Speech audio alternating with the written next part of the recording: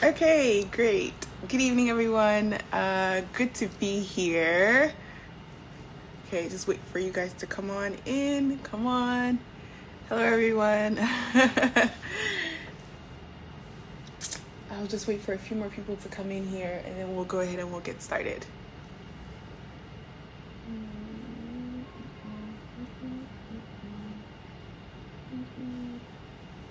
All right. How's everyone doing? How are you guys doing? Good evening, everyone. My name is Bolanle, and I'm the host of the Gender Justice Series, which, of course, is happening on Enough is Enough's Nigeria's page in partnership with Women's Radio and WADIC as well. I'm really, really excited to be here. Someone is telling me my hair is fine. Thank you. Is it not fine? I don't know if it's not, but I'm really excited to be here. I'm looking forward to the conversation that we're having today. We're going to be talking to the First Lady of Imo State. Let me go ahead and pin. I feel like because I haven't done a live in like a few days, I feel a bit confused, but oh no. Okay. Anyways, I'll go ahead and type that once we get her in here. But we're going to be talking to the First Lady of Imo State. She is she has a lot to share with us because she is a millennial first lady. She's very youthful, and she's in this position of influence, and we want to talk to her about her perspective and her experience and what it's like to be someone who comes from a different generation in so many ways and has peers that are from a different are definitely an older set than her. She is also a lawyer, and she's a mother of 4 beautiful children. So let me go ahead and get her in here. First Lady of Imo State, Chioma Uzodimma. All right. Okay, so let me see. Give me a second. Okay. See if she... Okay, there we go. So she sent a request.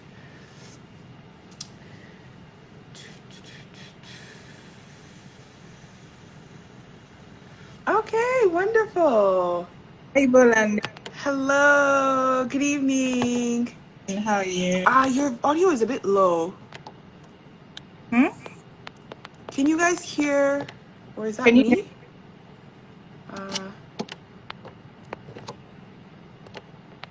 Okay, can you hear me? I can hear you. Okay, but your audio is a bit low. Oh, wow. It's quite low. Can you Can I hear get me some now? feedback from our viewers? To let us know how well you can hear both of us, please? Can you hear me Because now? no, I can't hear you. Uh, Maybe you can just turn it up a little bit.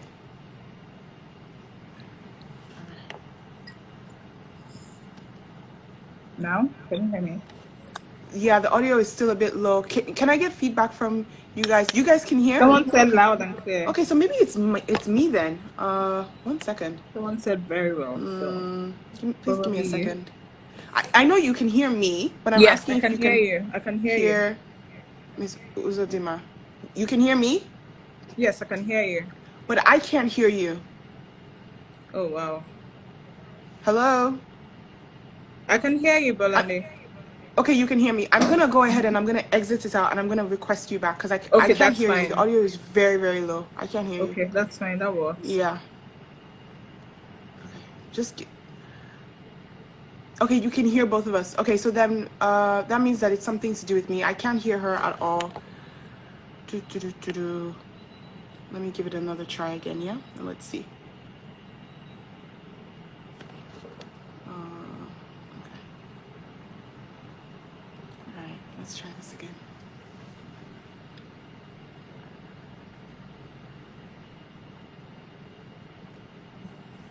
Hello. Hi, hi. Hi.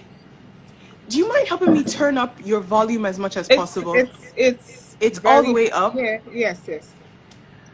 Okay, I don't know. I'm not sure what's going on. You're very faint. I can barely hear you. Maybe you should use your Yeah, it might earpiece. be me. Maybe there's something wrong with my stuff. Let me go ahead and I'll just give me a second. I'll be right back. Let me see if I can fix Okay. this. Just 1 second, Okay. please. Sorry, so sorry about this.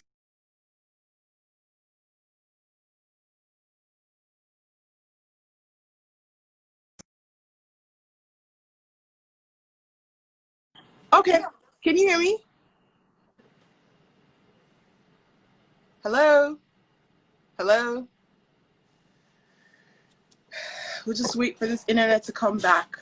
The internet has been so horrific because of the rain for the last few days. So, sorry, guys.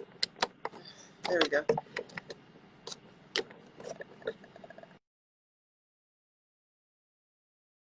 There you go.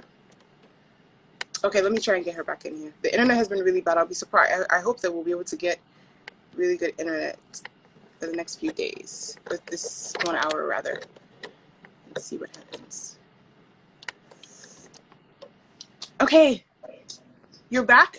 Yeah, I'm back. I can hear you. I can see you. So we're gonna pretend as if we're just starting. Thank you so Perfect. much for being here. It's such an You're honor and a welcome. pleasure to have you. You're welcome, Ms. Uzodimma. Thank you very much Thank for you. taking time to speak with us. You know, your intro is Millennial First Lady, and when I was doing research, I was just like play. You know, it's such an interesting experience. You being in such a position of influence, and of course, you know, the narrative is the fact that you're really, really young, and it means that, you know, that position with the mindset you have, people just have a different expectation from you. But before we even get to that, let's talk a little bit about your upbringing, you know, and what your childhood was like, and how you eventually decided to go into law. So let's talk a little bit about that. Okay. My upbringing was fun and simple. Like, Yeah. we close knit family. I'm the first and only daughter, and I have three brothers. So Okay. I grew up around my dad, my mom, my uncles, my aunties, my brothers, my cousins, you know, my late grandpa, my grandma. So it was more of a family, the extended family too were Yeah. involved and all of that. So I did my nursery and primary school in International Early Learning Center in Aba. And Okay. my secondary school was with Dorothy International Secondary School. And I went to Imo State University to study law, and did my law school with Nigerian Law School, Yola Adamawa. Okay. And then my NYS was in Lagos. I worked with Emeka Etiaba SAN and co. And I worked with him till I got married. So growing up every day, every weekend, it's always one birthday or the other, or we're going to the amusement park with my cousins, my family friends, you know. So it Yeah. was fun. Most times I really do miss going back to those days because life was simpler, no stress, you know. Um, and then my hobbies, I love to read, I love to watch movies and TV shows. Um, and then I love planning events. Like I feel alive whenever I'm planning events. So Okay. yeah, Okay. So yeah. tell me what inspired the decision to go into law? You know, because you just mentioned that you love planning events. So were you passionate about law? You know, was it something that you wanted to practice? Oh yes, my mom's elder brother is a lawyer.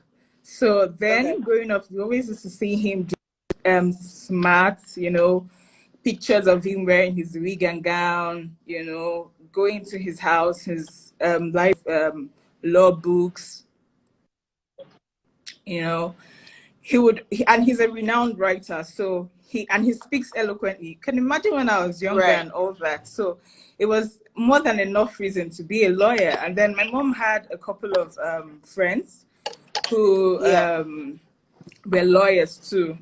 So one is Justice. I looked at them as one is Justice Onyekachi Otusi, Barrister Mrs. Nene Onyewuchi, Barrister Mrs. Ijoma Iboko. I grew up watching Okay. them juggle between their marriages, motherhood, Right. and their careers too. So I meant they Mhm. were able to balance life. So Right. yeah, And you mentioned a little bit about, you know, that you were me. working at a law firm until you got married. Can you hear me? Yes, we can. We can hear you. Can Yeah, you hear me? we can hear you. Yes, we can. Oh no. Thumbs up. We can hear you. Can you hear me? I can't hear you. Can you hear me? Yeah, I can hear you. It seems as if our technical difficulties are much today. Oh, it's better. It's better now. Okay. It's better. All right. Yeah, Cool. You know, I was saying that the rain has been really bad, so I'm not surprised about. At least in yeah. Lagos, it's been really bad. You know, it's interesting because you talked a little bit and you mentioned that you grew up, you know, while you were studying and you were in so many ways willing to work until you got married. Was it an intentional thing to leave practicing law when you got married? Talk to us a little bit about the circumstances there. Okay, I got married in January 2015, and after 3 months, I took in. So it wasn't Right. planned. My pregnancy wasn't planned at all. And then I had my first son while my husband was contesting for Senate at the time. And after I had him, it was like it just taking him for him wasn't planned. So it was just, oh my God, like things have changed. Like I have to just, so this 5 years, I've stayed back to have my kids. Yeah. So I Yeah. think this governorship thing came at the best time when I'm done having kids, and then I can Right. now focus on my career and all my Right. dreams. Right. Yes. And I know that you have four kids, right? Yes, I have 4 kids, two You boys and 2 girls. and one is 5, the other is 3, Yes, and then one you will have be 5. One will okay. be 5 in December. The second will be 3 in September, and the twins will be 1 in December. There'll be one in December, so there's 6 months. So you have 4 kids under the age of 5, and Mm-hmm. you're first lady, and you're also, you know, coming in as a new generation first lady. When your husband told you that he was going to be running for governor, what was your first reaction? How did you feel about that? When he told me he was going to run, like he has always said to me that he was going to be the governor of Imo State. So I've always had that up in my head that, oh, you know, one day this is going to happen. And he wanted to have a chance to change the narrative around governance. So before now, he always used to tell me, look at my ideas, this is what I'm going to do, you know. So it didn't come as a shock at all. I felt it was just time for him to fulfill his purpose. And I'm grateful to God that his dreams have come true. And I know he will do better and he'll do good. Yeah. Yeah, because I know that you know it's really new. It just began in January, so it's kind of a thing where you're just beginning to take off, and in so many ways, really trying to figure out what projects that you're gonna have as first lady, which we're gonna get to, and you've been so gracious to share that with us. But what has been the experience like? You know, you've always, I mean, you guys have been together for a while, and he was a politician before, but as a younger woman, you know, being married to someone who's a politician, how is that experience like? What is it like for you? Okay, before I got married, I was a private person. So getting married to a man who is much older, and he has his family, he has his political family, you know, it was a bit tasking because you have to, even when you're not in the mood, you have to see people, you have to deal with people, you know. But then I'm thankful to God that I've been able to adjust very well. Um, I would say I got used to it before now. So if I do say so myself, I've been doing it effortlessly. So I thank God. Yes. Yeah, no, you got to give yourself a pat on the back when you know Yes, that yes, yes. you're It's doing not something been that, easy, but I thank God. I yeah. thank God. What's been one of the biggest challenges that you feel like you're still trying to overcome, you're still trying to adjust to, specifically Okay. now as, you know, you moved from being a senator's wife, and senators are a bit more private, but now as a governor's wife, it's very, very public. What's one challenge that you're still trying to adjust and really trying to adapt to? Okay, so like I had my twin girls in December Yeah. 2019. And then the mandate was restored back to us in January 2020. So I had to deal with the newborn, the twins, and then I had to deal with the calls, the text messages, and I was in Canada at the time.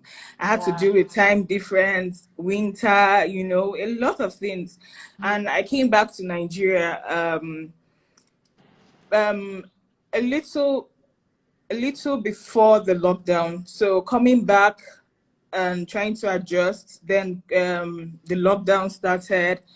It was very challenging because I had to think of my husband, who was then, in a way, dealing with the whole situation, scared. You don't even know what's going to happen, uncertainty. And then at the same time, I was trying to balance motherhood and the new status.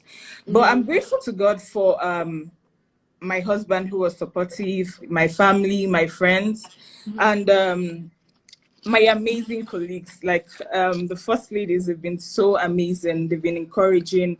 And then some other first ladies from the other states, and then my staff. So I've been able to find a balance between motherhood and work, even though I haven't fully resumed, but then I've been able to balance the two.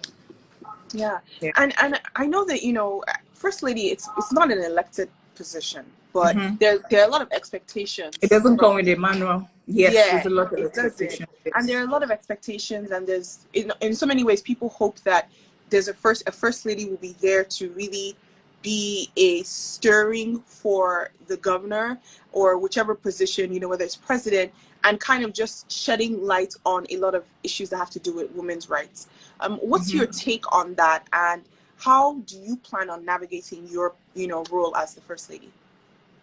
Okay, for now, I've been looking at what my predecessors have done, Right. and the positive things they've done, and I'm looking at continuity, you Okay. know. And also, I've been consulting with the relevant stakeholders in my state. Okay. And I don't just want to start a project for project's sake. Right. I want to do something. I want to leave. I want to have an impact. I want to leave footprints. But basically, I'm going to focus on maternal and newborn death rates, amongst others. There are a couple of things I want to do, but let's just leave it at the maternal and newborn death rates and all. Right. Right. Yeah. And why that focus? What is it about that initiative that's In Imo important to you? State, there are a lot of the death rate is too high. Yeah. There are a lot of women that don't take care of themselves when they're pregnant. There are a lot of young girls that take in and they can't even sort themselves out. And then you see a case where some people give birth in their homes or even in the hospitals, and they don't have the proper the healthcare can take care of them, or so the death rate is high. So I'm looking at working on that, educating these women and the young girls, to take care of them, take care of themselves when they're pregnant, and then Right. yeah, To make be sure that to make sure, especially that they have the opportunity to continue education, because we also know how important yeah, education is, even despite the fact that you might have mhm, had a child out of wedlock. I'm going to yeah. ask you a question that has always been on my mind, and I've always wondered what the experience feels like. Especially because of you're part of a Nigeria that, for us that are younger, we've seen a lot of the decay of our country in so many different ways. Whether it's going to schools and there's strike, whether it's not even having the kind of quality of education that I didn't get. our I, parents. I can you Can you hear me? start again? I didn't get that. Okay, no problem. Let me start again. So the question is, we, especially for us that are younger, we've kind of seen a Nigeria that's quite decayed. There's been a slow decline in so many different ways. Despite that, Nigerians are still resilient and entrepreneurial. But we've kind of experienced this whole sometimes some people are experiencing strikes, whether some people are experiencing, the bad roads and all of that. So we go into politics with a different mindset. At least that's the hope for us that are younger. How do you feel like your view and the way you see the political sphere, does it differ from the people who are older than you in your space? Do you feel like it's a different type of way that you address and deal with issues that have to do with politics and governance? Not really. Not really. The thing is, it has nothing to do with age. It has nothing to do with a political party one comes from. I think another thing is being passionate about something, Right. you know. So basically, the policies are the most important things. So if we have policies in each state, and people know that this policies this is what it is, and this is what it is. So if you have to do something bad, then you have to pay. You have to be able to accept the consequences, and you know you have to accept the consequences. So our people are our priority, and then Right. good governance too. Yeah. So Yeah. that's my take on that. And I think it's interesting because that's the key word, right? A lot of times we talk about governance all the time. And in Mm-hmm. so many ways, the question is, how do you govern people in this context and in this day and age, especially with technology and social media? For example, I know that, a few weeks ago, you had a protest in Imo State that had to do with the issue of rape and gender-based violence. So tell us a little bit about that, please. Okay, so in Imo State now, okay, first off, I would appreciate the governors for the state of emergency on gender-based violence. And in Imo State, we are working on domesticating the VAPP Act. The House of Assembly has been shut down for a while, so once they resume, Right. we'll start working on that.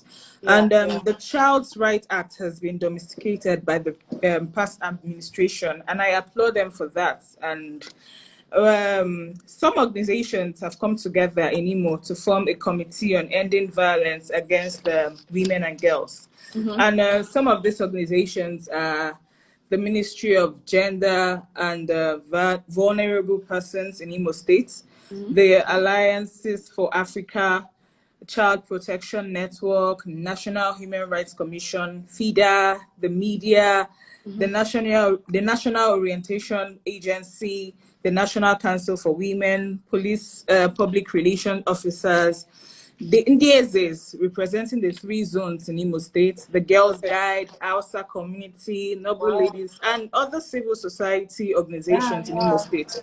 So together we organized the march that held on the 17th of June against rape and gender-based violence. So, Okay. and then the Nigerian Governors' Wives Forum, we've had two meetings, and we've agreed that we'll meet every other month to talk about this whole matter. And we have an action plan, which I'm sure the other first ladies who have Yeah, we come to have. speak before a year spoke about it. So that's it. So hopefully, by God's grace, once the House of Assembly in Imo State resumes, we'll domesticate the VAPP Act. Yes. Based on your experience, you talked a little bit about all these civil societies that have come together to really push this act. What's the general, feeling, and what's the general feedback that you've kind of heard or felt based on what people think about these acts in the state? Honestly, it's been very positive. It's been Okay. very, very positive. Warm feedback. Everybody wants to help, Even the men around, a lot of them have come up. They want to help us, So I'm happy. I'm happy about the positive feedback I've gotten so far. Yeah, yeah. And I know that we always talk a little bit about the power of social media when it comes to pushing a lot of agendas that has to do with, women's rights and women issues. How important do you think it is to kind of teach women's rights in schools to younger Yeah. girls? Do you think It that is do we need that? it is very, very important. That's one of the action plans we in the Governor's Wives Forum have come up with, because we need to teach our young boys, we need to teach our young girls. It starts from primary school. We plan on going out to the schools, talking to them, having a safe place for them to come out and let us know this is what is going on, Yeah. speaking to people, not to judge like these victims, having a safe place so they can come up and speak and say, you know, whenever these things happen, you know. So so basically, education is very important. We're also working on rape kits in schools, healthcare, communities.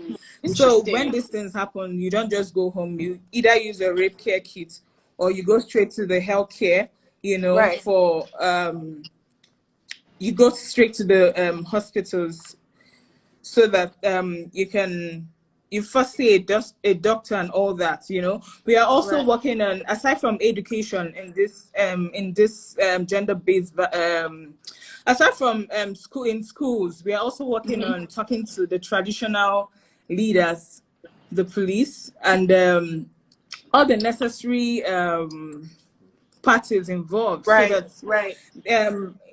yeah, and then to change the mindsets of people. You Right. know, it's, you don't have to judge someone or stigmatize someone because she is raped or because something happened to them, you know. So You know, it's interesting because yeah. in talking And then on also boys get raped. Boys get raped. So that is also true. we also have Boys do to, get raped. yes, we also have to speak to boys to speak up too, and Yeah. teach boys to respect girls. So it's also a two-way, it's not just You, girls, it's a you know, two-way it's thing. interesting that you mentioned the thing about boys getting raped, and I was having a conversation with a friend, and I was talking to them a little bit about this. That you'll hear a lot of you hear guys who will tell you about their first sexual experience, and they'll say, oh, they were 10, they were 11, they were 12, and Some younger and even. it's done in this pride way. And I always tell them when they share this with me, I'm like, that's not a sexual experience. You were taken advantage of. You were raped, essentially, because no way at that age would you know what exactly it is that you're doing or be able to give consent to something like that.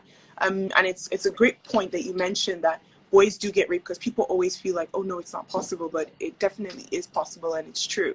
I want to talk a little bit about gender-based violence, and I want to talk about domestic violence, and how we can adopt a lot of this idea of speaking out when it comes to domestic violence, because I feel like that's a whole nother topic that we haven't really begun to address, because there's a lot of shame and a lot of silence culture when it comes to talking about domestic violence.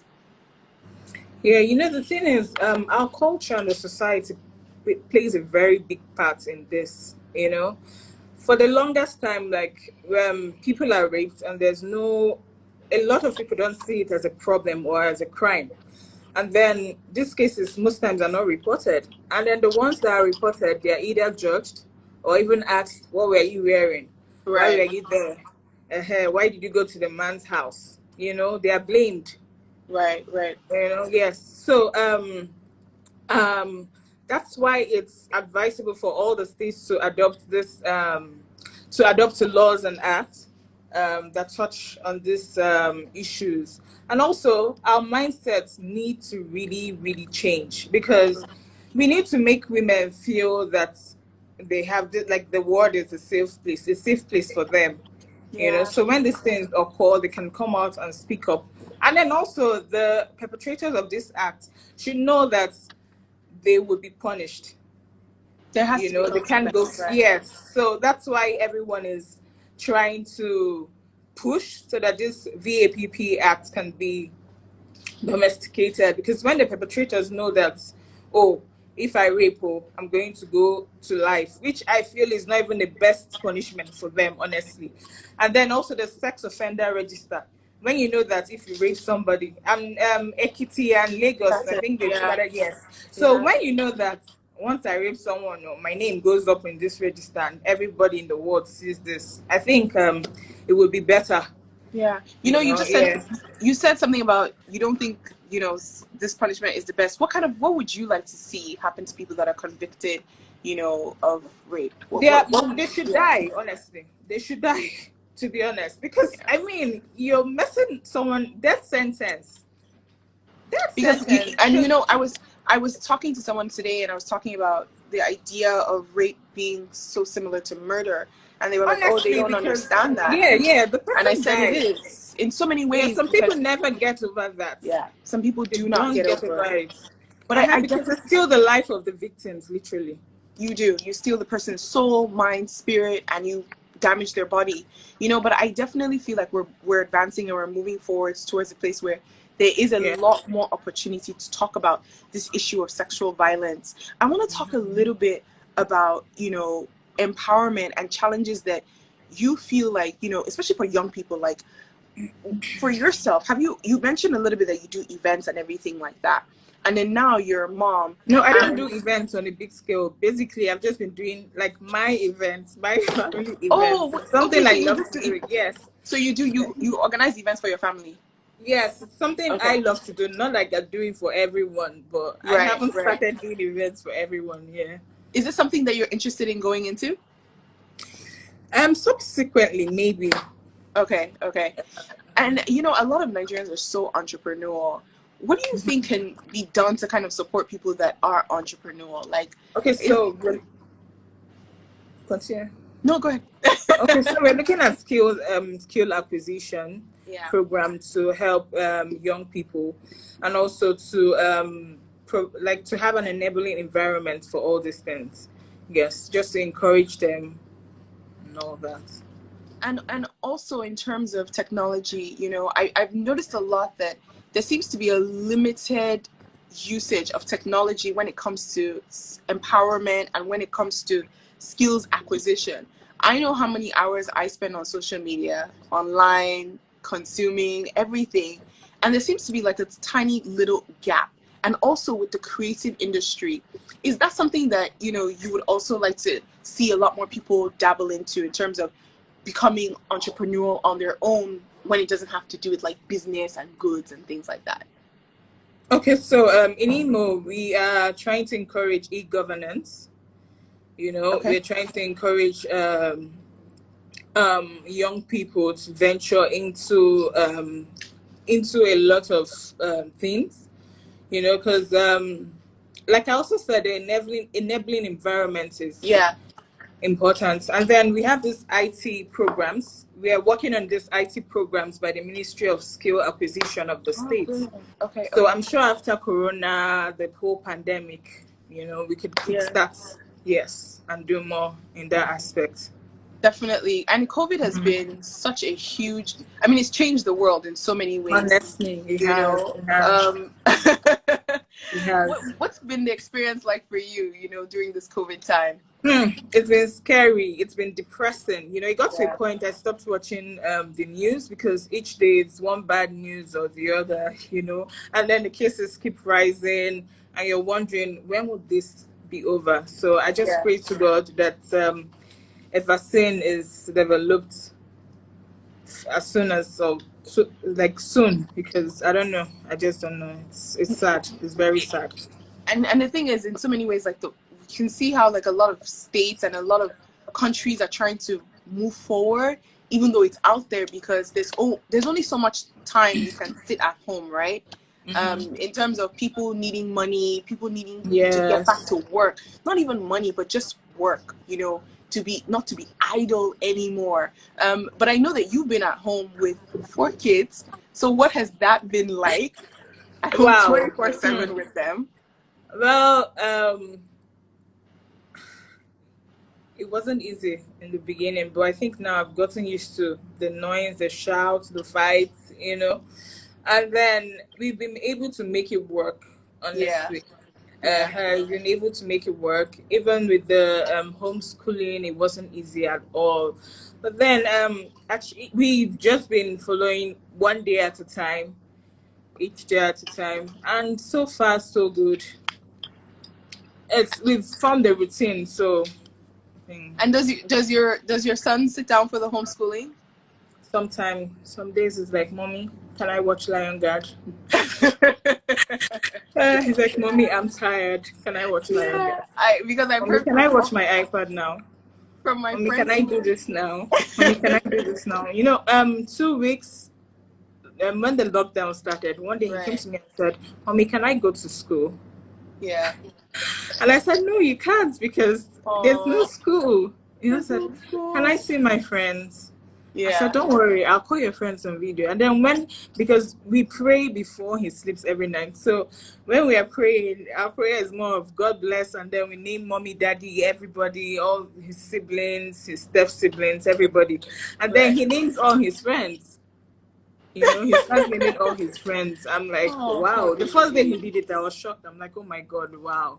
So that's Oh, the, bless his yes. heart. He will be so excited when he gets to go back to school. So, Yes, yes, and yes. you probably will be as well. You probably I will can't be. wait. I can't wait for school to start. I can't wait. You sound like every parent that I know. You know what? It's interesting because when I was preparing for this interview, I did a little bit of research and just trying to get a little bit of background. But like, what do you think? What's a big misconception about you? People have judged me without knowing who I am. Right. Yes, so that's it. They've judged me without knowing me. They've judged my husband without even knowing him. So it's crazy. Yeah. And how do you deal with that? You know, you're human, and you probably I have seen I just stories tell and comments. myself that there are people who know me, so it's enough, and there are people who love me for who I am. So that's all I need. Yeah. Yes. Yeah. And in terms of, trying to prepare for the next few years, and for anybody who ever has an aspiration to be a partner to a politician, or even they want to be a politician for themselves, from your experience, what kind of advice would you give them? You have to pray a lot. You can do it. Like, I mean, it's just something you set your mind on and you do it. And you have to pray, pray, pray because there are lots Why of why difficult why do times. you say that? For me, whatever situation I go through, I talk to God. So sometimes Yeah. it's just I talk to God like I'm having a conversation with Him. Right. You know, I don't necessarily have to kneel down and I'm screaming. Like I tell God, this is how I feel. You need to help me. You know, most of the Right. time I say to actually I challenge God. Most of the time I say to God, I haven't done this to anybody. You need to fight for me. You need to do this. You know, so yeah, you can do it. You can do it. You can do Yeah. it. What has been some highlights of being first lady? What are some fond memories that you have of the experience? I know it's been short, but what are some fond memories? I haven't been working. I haven't worked for 5 years, so I'm. I feel alive. You know, I feel alive. And then the first day I went to the when I went to where and went to my husband. I went to my husband's office. Like it was, I'm like, oh my God, he's here. He's really the governor of Imo State. This is we prayed about this. We prayed about this and it has come to pass. And this is an opportunity to make an impact. So I mean, I've been happy, you know, I've been happy and I thank God. I thank God. Yeah, yeah. And in terms of staying grounded and just, you mentioned impact, and you've mentioned that word a lot. You mentioned this idea of making sure that you're going to, make an impact. And the honest truth is, I think Nigerians generally are very mistrust. We don't, generally, there's a very low trust level for anybody that's in any position of governance. How do you hope to dispel those notions that all politicians are just there for their own pockets and there for their own gain?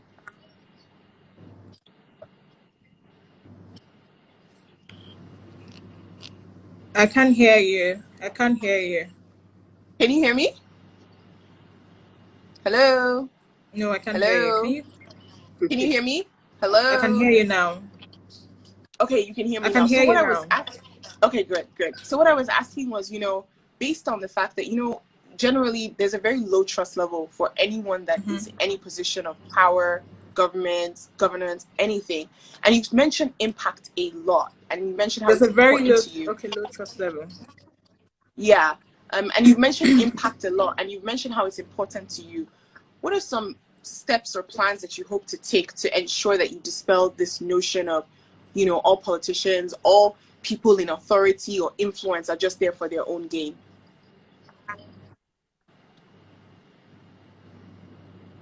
Hello, I can Hello? hear you. Can you hear me? Oh, gosh. Can you hear Hello? me? I can hear you. Yes, I can. I can hear you. Hello? I can hear you now. Can you hear me now? Yes, Bolanle, I can hear you now. Yes, I Okay, can hear okay. you. One more time. Let me take this question. Uh-huh. Uh-huh. Can you hear me now? Mm-hmm. Hello? I Hello? can hear you. I can hear you. I Okay. can hear you. Okay. So what I was asking was pretty much how do you Hmm. plan to stay grounded while you're, in this role? How do you plan to stay grounded?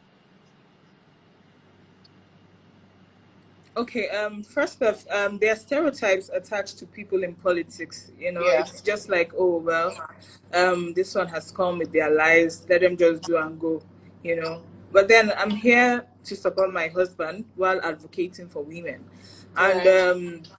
it's obvious that he's running a governance which involves women. Because if you check from people he has made commissioners, Mm-hmm. SAs, SSAs, you know, 60% are women, Mm. So like I'm not going to come here and say this is what I'm going to do, this is what I won't do. I pray I'll do well. I hope and I pray I'll do well. But then I have a blueprint that has been prepared by a team of smart individuals, and we pray to abide. Right. So yes, so I like the hopefully in fact the that you next said 4 years. Huh? can you hear me? I said I like the fact that you Yes, I said you can have a hear. blueprint that's been prepared by a team of smart individuals because it takes teamwork, honestly, to do anything and to Yes, it do it takes well, teamwork. right? Yes, it does. Hmm. Can you hear me? Hello? Yes, I can. I can hear you. Can you hear me? Okay, okay, yes, I can hear you. I'm sorry, you guys, I really apologize to everyone that's watching. The network has been a bit wonky and a bit challenging today, but I really apologize about that. So I wanted to find out, you mentioned a little bit about the practicing law. Do you have any plans to go back to practicing law, after, being in office with your husband or anything like that? Yes. Well, maybe yes. Okay. Maybe yes. Maybe yes. Maybe yes. So is it that did you not enjoy practicing law? Like on a I scale of one did. to I ten. did. Okay. I did enjoy practicing law. I had amazing and encouraging colleagues, and Yeah. then our principal at that time was very encouraging. Like he always used to give me um he always used to put me under pressure, so I had to, and he would just come, and he's maybe an hour before the close of work, and he comes and he gives me this, and like, you have to work on this, and then you need to please him. So I enjoyed practice. I enjoyed practice. Yeah, but now I think it's time to fight and advocate for people. Right, right. No, but I'm even talking about like after once, everything, all the years in government is over. Is it something Yes, that you would maybe okay. yes, it's something I would like to And what kind look of law do you prefer to lean towards? um civil civil and corporate law. Okay. And in Yes. terms of, we've talked a little bit about, especially coming from the legal point, and I know we had this conversation earlier when we were talking on the phone, but how effective do you think the justice system is in Nigeria? Like, just from your experience as a lawyer? I think they're doing their best, and I think they could do more. They can do more. They can In do what, more. And then they in what ways? also need. Uh, I said, in what ways would you like to see them do more? um, it, um, they need the support of they need the support of um, they need the support of the executive and the national assemblies. They need to Right. review some laws. And also in their financial aspects, they need to encouraged. Yes, and there should be a lot of reforms. Yes. Yeah, I agree with you specifically on the financial aspect because I've been to, a few courts before. And, sometimes you see the way lawyers, you kind of see how improperly and poorly dressed they are. And you realize that for the work that they're being expected to do, the remuneration is really abysmal, especially I public know. defenders, and this is for criminal cases. I used to visit the Ikeja court quite often, and you're kind of wondering, it's just similar to it's similar to doctors and lawyers, right? Here we find Yeah. that they're poorly remunerated, and you have an expectation that these people are supposed to serve. But the question is, how are they supposed to do that when remuneration is just not encouraging, you know? That's why I said they need more help from the federal government, even the state government too, you know. And by hopefully and by God's grace, it will be done. Yeah, I completely agree. I completely agree. So I wanted to find out, and this was just something that I've been thinking about a little bit earlier when we were talking in terms of our last conversation, you know, and you talked a little bit about, you know, how you met your husband and everything like that. But what was it about him that really stood out to you that made you feel like this is the person I want to get married to? Okay. I had just broken up with my ex when I had known my husband for years, but we never dated. You know, we just knew. So I had just broken up with my ex when, out of the blues, we spoke, and Mm, then he said to me that he knew someone who was looking for a wife. So I never thought it was him, you know. But then what attracted me to him when eventually he said to me he wanted to marry me was, um I wake up. He asked me one day, what time do I wake up? And I told him 6 a.m. So he said to me that each time I wake up, we have to speak. So one will pray before I start my day. So every day he calls me by 6 a.m. and we pray. And then before I go to bed, we pray. And as busy as he was, always used to have my time. He always had my time. Always had my time, you know. So I love that he was God fearing. I mhm. love that he was family, that he is God fearing. He is still family oriented. Right, right. Drew me close to him. Yes, yes. And he's a very caring and loving man. What was it? Were you nervous about, you know, being with Hmm? someone that was much older than you? I said, were you nervous about being with someone that's much older than you? Yeah, at first. Yes, at first I thought of what will people say. You know, I Mm, said, what will people say? Everybody will say, oh, you married this man for money, you know. And right. then I prayed about it, um in my spirit knew he was. I just decided to give it a trial because I haven't had a man who was so God fearing and treated me the way he was treating me then and still is treating me now. So yes. So at that Right. point I didn't care what anyone had to say. Yeah. Mm, I didn't care what mm. anyone had to say. Yes. And in terms of kids, are you guys any plans for any more? I know you have four, but No, no, I'm done, I'm done. oh my gosh, you're like, it's over, it's a Yes, wrap. it's I'm over. It's dying. over. What advice would you give to any moms who are trying to balance work and, you know, being mothers? What kind of what words of encouragement do you have for them? It takes a village to raise children. Yeah. And when I mean, you need to find your village people. When I mean village people, it has to be maybe your mom, your dad, your siblings, your husband, you know, your siblings, your husband, um, your neighbors, your colleagues, you know, your pastor's wife, your church members. So that, and then you need to find time to do the things that make you happy.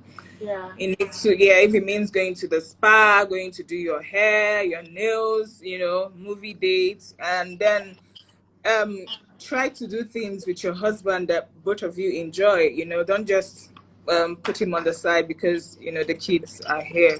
Hmm. Right. So Right. and then any little time you find, just rest.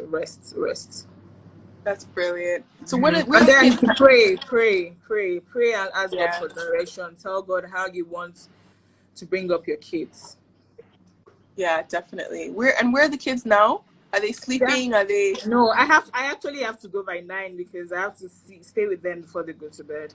okay? You have to stay with them for. Yes. Well, we've actually come to the end of our interview and our conversation. Thank you so much for taking time out of your very busy schedule. Being a mom is not a joke, especially of very young kids. And thank you so much. I'm really looking forward to seeing what happens in the next few years while you're in this position. We're watching, we're hoping, we're going to keep you accountable as well and remind you, that you are so many ways representation of many of us that, are always hopeful for our politicians and, anybody that is in a position of influence or power. So yeah, thank you very much. Thank you for having me. Thank you, All right. Bolanle. Thank God you. bless. All right. Bye. Bye.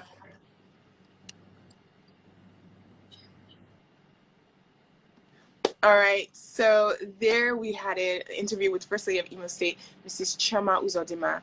I'm really thankful that we've had an amazing week of interviews. And if you've missed any, you can go ahead and you can watch them on Enough is Enough Nigeria's page on the Instagram live. This one will also be uploaded to make sure that you can catch up and you can watch this again. And yeah, thank you guys for being active and also just being present. It's important that we continue to engage people. We do know that first ladies are not elected officials, but they have opportunity for conversation and access to authority, and also they have influence themselves. Let's not dispel that notion. So thank you so much for everyone. I will see you guys on the next live. All right, bye. Good night.